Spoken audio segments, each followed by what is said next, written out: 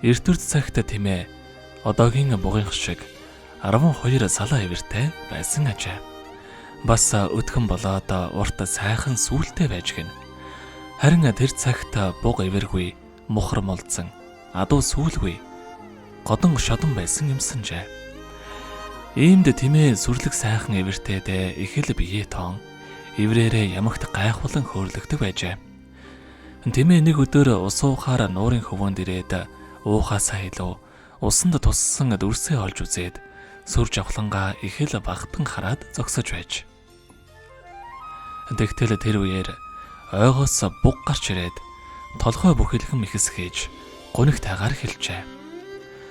Өнөө өдөш би ойн амьтдын чуулганд айлчлан очих учиртай билээ.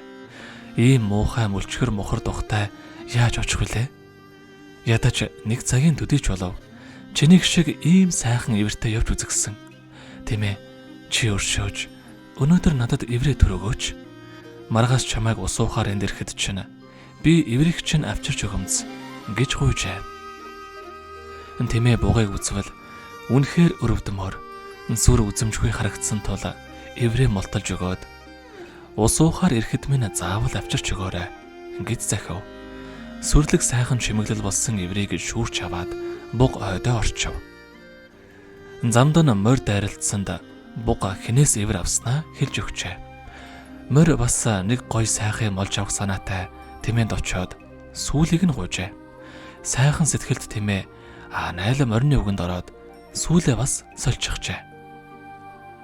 Түүнээс хойш өдөр хоног өнгөрсөөр он удсан боловч хөөхий тэмээ эвэр сүүл хоёрынхон аль альныг олж авч чадсангүй.